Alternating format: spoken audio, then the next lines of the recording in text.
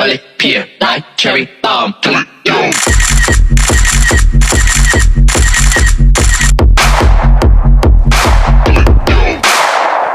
Patch that, bring it back.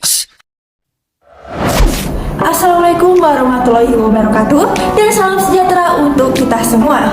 Dewan juri yang sangat kami hormati dan rekan berpikir yang kami banggakan, perkenalkan saya Ekstensi Tompul selaku pembicara pembuka yang akan menjelaskan definisi, latar belakang dan juga urgensi pada musik kali ini. Pertanggungjawaban pidana merupakan suatu hal yang harus ada pada diri seseorang ketika telah melakukan tindak pidana. Tidak lupa juga bahwa pertanggungjawaban pidana mengandung asas kesalahan atau asas kulpabilitas. Beralih ke disabilitas mental, menurut Direktorat Rehabilitasi Sosial, penyandang disabilitas Kementerian Sosial Republik Indonesia, yang dimaksud dengan penyandang disabilitas mental adalah orang dengan masalah kejiwaan atau ODMK dan orang dengan gangguan jiwa atau ODGJ yang dalam jangka waktu lama mengalami hambatan dalam interaksi dan partisipasi di masyarakat. Dewan juri yang terhormat, kita masuk ke latar belakang. Beberapa kasus yang terjadi di negara kita dan telah menunjukkan betapa berbahayanya orang dengan gangguan kejiwaan yang tidak mendapatkan penanganan secara tepat. Mereka dapat membahayakan dirinya maupun orang lain. Di Indonesia sudah ditemukan misalnya kejadian pada 27 Januari 2018 di pesantren Al-Hidayah Cicalengka. Umar Basri dibacok setelah melakukan sholat subuh. Setelah dilakukan pemeriksaan, pelaku ternyata memiliki gangguan jiwa. Berbagai kasus yang ada menegaskan bahwa pemberian penanganan yang tepat sangat dibutuhkan tentang penyandang disabilitas mental. Dan yang menjadi urgensi pada kali ini, permasalahan gangguan jiwa menurut UU Kesehatan Jiwa garing 18 garing 2014 merupakan masalah yang berkaitan dengan gangguan dalam pikiran, perilaku, dan perasaan yang termanifestasi dalam bentuk sekumpulan gejala atau perubahan perilaku. Telah banyak juga kasus tindak pidana pelakunya adalah orang penyandang disabilitas mental seperti pembunuhan, penganiayaan, dan pelecehan seksual. Dewan juri yang terhormat, mengenai kemampuan bertanggung jawab telah diatur dalam pasal 44 ayat 1 KUHP yang berbunyi, barang siapa melakukan perbuatan yang tidak dapat dipertanggungjawabkan kepadanya karena jiwanya cacat dalam pertumbuhan atau terganggu karena penyakit tidak dipidana. Dewan juri yang terhormat, perlu dilihat pada RKUHP dari 2019 pasal 38 telah menyatakan setiap orang pada waktu melakukan tindak pidana menderita disabilitas mental yang dalam keadaan eksaserbasi akut dan disertai gambaran psikotik atau disabilitas intelektual derajat sedang atau berat tidak dapat dijatuhi pidana tetapi dapat dikenakan tindakan. Eleanor Roosevelt pernah mengatakan bahwa keadilan tidak bisa untuk satu sisi saja tetapi harus untuk keduanya. Maka kami berharap argumentasi dari pihak pro dan pihak kontra yang akan disampaikan setelah ini dapat bermanfaat bagi kemajuan sistem hukum di Indonesia. Terima kasih. Assalamualaikum warahmatullahi wabarakatuh. Shalom, Om Swastiastu, Namo Buddhaya, salam kebajikan, salam sejahtera bagi kita semua. Dewan juri yang terhormat, rekan-rekan berpikir kami dan pemerhati debat yang kami banggakan. Perkenalkan, saya Adila Sitanggang, saat ini bertindak sebagai pembicara pro yang akan memaparkan 3 poin argumentasi utama untuk mendukung mosi pada hari ini. Dalam mosi perdebatan kali ini yaitu pertanggungjawaban pidana bagi penyandang disabilitas. Saya di posisi pro menyatakan setuju dengan mosi perdebatan kali ini. Dengan berbagai hambatan yang dapat menghalangi partisipasinya, bukan berarti penyandang disabilitas jenis tertentu menjadi kebal hukum atau tidak dapat dituntut dalam hal melakukan suatu tindak pidana. Pertama, pasal 28D ayat 1 Undang-Undang Dasar Negara Republik Indonesia tahun 1945 menyebutkan bahwa setiap orang berhak atas pengakuan, jaminan, perlindungan, dan kepastian hukum yang adil serta perlakuan yang sama di hadapan hukum. Sedangkan pasal 27 ayat 1 menegaskan semua warga negara bersamaan kedudukannya dalam hukum. Dari kedua pasal di atas bisa digambarkan bahwa ada perlakuan yang seharusnya sama baik bagi setiap orang maupun bagi setiap warga negara. Perbedaannya pada pasal 27 ayat 1 ada dalam bab warga negara dan penduduk, sementara pasal 28D berada pada bab hak asasi manusia. Artinya, kesetaraan di mata hukum adalah sesuatu yang mendasar baik untuk tanggung jawab negara terhadap setiap orang yang berada di Indonesia atau bahkan dalam konteks global. Misalnya disebutkan dalam pembukaan Undang-Undang Dasar 1945 turut serta menjaga perdamaian dunia dan bagi warga negaranya. Turunan konstitusi dalam hukum atas kepastian EBL bisa dilihat dalam Undang-Undang Nomor 48 Tahun 2009 tentang kekuasaan kehakiman pasal 4 ayat 1 yang menyebutkan pengadilan mengadili menurut hukum dengan tidak membeda-bedakan orang. Asas persamaan di hadapan hukum atau equality before the law merupakan asas di mana terdapatnya suatu kesetaraan dalam hukum pada setiap individu tanpa ada suatu pengecualian. Asas persamaan di hadapan hukum itu bisa dijadikan sebagai standar untuk mengafirmasi kelompok-kelompok marginal atau kelompok minoritas. Kedua, pasal 42. Setiap orang yang pada waktu melakukan tindak pidana kurang dapat dipertanggungjawabkan karena menderita gangguan jiwa, penyakit jiwa, retardasi mental atau disabilitas mental lainnya, pidananya dapat dikurangi atau dikenakan tindakan. Yang dimasukkan dengan kurang dapat dipertanggungjawabkan adalah ketidakstabilan mental pada seseorang untuk mengarahkan kemauan atau kehendaknya dalam rangka pertanggungjawaban. Dalam hal demikian, pembuat tindak pidana dinilai sebagai kurang mampu untuk menginsyafi tentang sifat melawan hukumnya dari perbuatan yang dilakukan atau untuk berbuat berdasarkan keinsyafan yang dapat dipidana. Asal atas perbuatan tersebut, pidana dapat diperingan. Namun, hakim dapat juga hanya menjatuhkan tindakan berupa perawatan di rumah sakit jiwa atau menyerahkan pembuat tindak pidana kepada pemerintah untuk diambil tindakan sesuai dengan ketentuan peraturan perundang-undangan. Ketiga, secara sosiologis, seperti daerah Surakarta, terdakwa berinisial RB adalah penyandang disabilitas mental menurut keterangan ahli kejiwaan. RB melakukan tindak pidana membujuk anak melakukan perbuatan cabul terhadap 2 orang korban yang juga masih anak-anak berinisial NN dari GP. RB dijatuhkan pidana penjara 10 bulan dengan masa percobaan 1 tahun dan 6 bulan. Tindak pidana pencabulan dapat dilakukan oleh siapapun dan kepada siapapun, baik itu orang dewasa, anak di bawah umur, bahkan penyandang disabilitas sekalipun. Dewan juri yang terhormat, saya sebagai pembicara pro sekali lagi menegaskan, berdasarkan informasi di atas, jelas penyandang disabilitas merupakan subjek hukum dan tetap dapat dimintakan pertanggungjawaban hukum sama dengan manusia lainnya. Seorang penyandang disabilitas pun tak terlepas dari kemungkinan untuk melakukan tindak pidana. Dalam menentukan apakah seorang dapat atau tidak dapat dimintakan pertanggungjawaban pidana, maka aparat penegak hukum khususnya hakim harus mendapat informasi lengkap terhadap kondisi kejiwaan, mental dan intelektual seseorang. Dalam hal penyandang disabilitas mental dan atau intelektual yang diduga melakukan tindak pidana, pasal 71 Undang-Undang Nomor 18 Tahun 2014 tentang kesehatan jiwa telah mengatur bahwa seorang yang diduga orang dengan gangguan jiwa atau ODGJ harus mendapatkan pemeriksaan kesehatan jiwa sebelum diperiksa oleh aparat penegak hukum.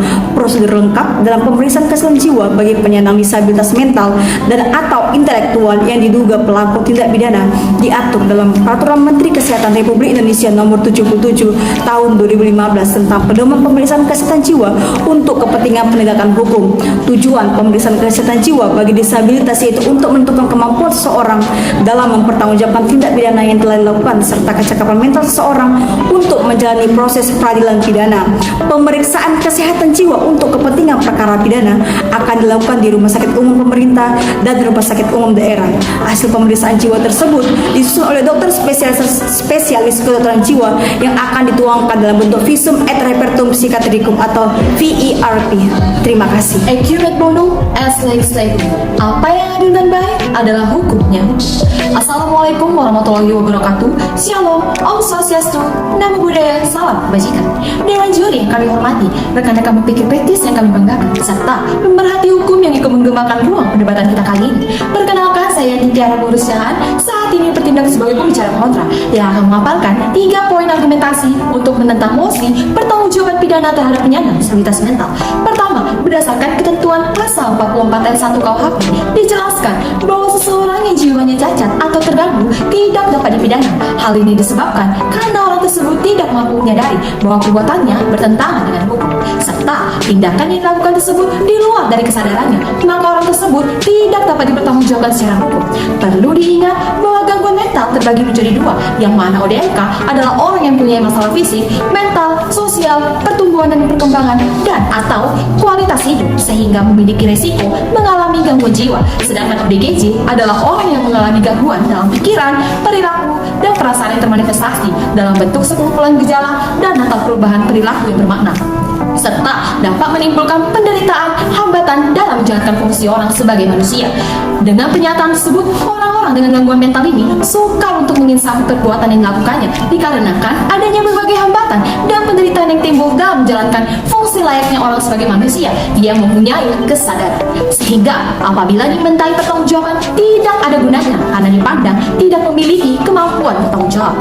Kedua, dalam aspek pertanggungjawaban pidana disabilitas sebenarnya telah ada dalam rancangan KUHP pasal 41 tahun 2015, terutama bagi penyandang disabilitas khusus, yang mana telah mengatur bahwasannya setiap orang yang pada waktu melakukan tindak pidana menderita gangguan jiwa, penyakit jiwa, retardasi mental, atau disabilitas mental lainnya tidak dapat dipertanggungjawabkan dan dijatuhi pidana, tetapi dapat dikenakan tindakan.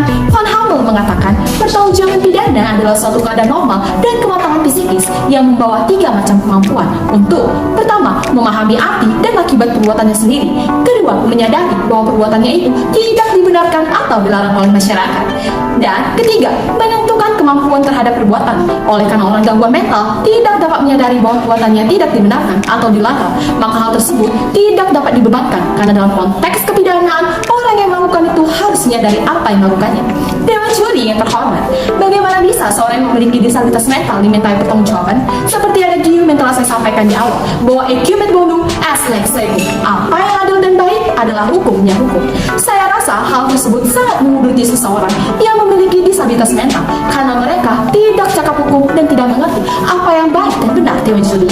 Ketiga, penegasan dalam rancangan KUHP pasal 38 tahun 2019. Dalam rancangan KUHP pasal 38 tahun 2019 menyatakan bahwa setiap orang yang pada waktu melakukan tindak pidana menderita disabilitas mental yang dalam eksaserbasi akut dan disertai gambaran psikotik dan atau disabilitas intelektual derajat sedang atau berat tidak dapat dijatuhi pidana, tetapi dapat dikenakan tindakan. Tindakan yang dimaksud dalam RKUHP adalah pelaku tidak dapat dihukum penjara, namun dapat ditempatkan ke rumah sakit jiwa dan selalu dinilai dan dipantau oleh psikiater dan psikolog.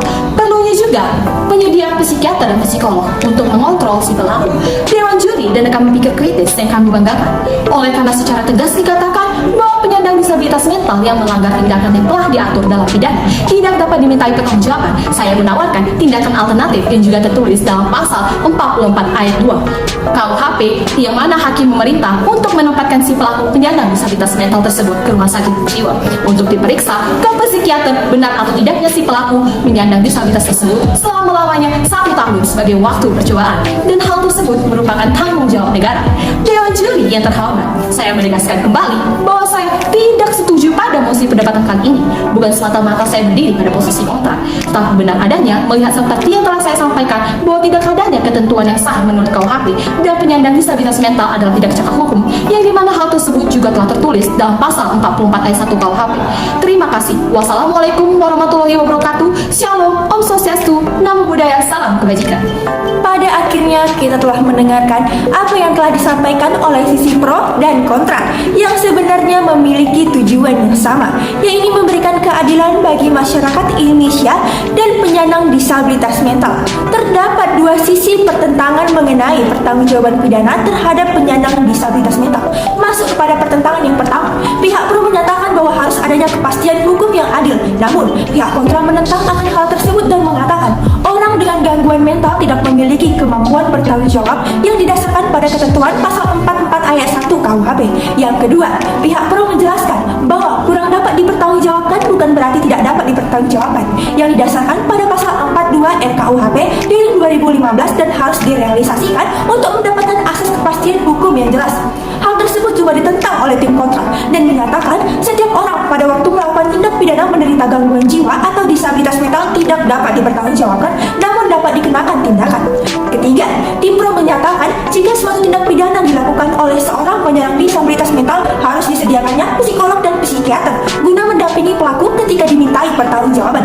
Namun, pihak kontra lagi-lagi menentang hal tersebut dan menyatakan pelaku tidak dapat dimintai pertanggungjawaban, namun ditempatkan langsung ke rumah sakit jiwa dan dikontrol oleh psikiater dan psikolog. Sehingga berangkat dari argumen yang telah disampaikan, pihak pro menyampaikan beberapa mekanisme berupa: yang pertama, pasal 42 RKUHP garing 2015 direalisasikan untuk mendapatkan asas hukum yang jelas. Kedua, penegak hukum perlu menyediakan psikolog dan psikiater guna mendampingi pelaku saat dimintai pertanggungjawabannya. Sedangkan pihak kontra menyampaikan mekanisme bahwa para penyandang disabilitas mental tidak bisa dimintai pertanggungjawaban, namun langsung ditempatkan ke rumah sakit jiwa dan selalu dikontrol oleh psikiater dan psikolog. Untuk kedepannya, kami berharap melalui mosi kali ini dapat meningkatkan keadilan serta kepastian hukum yang jelas di Indonesia.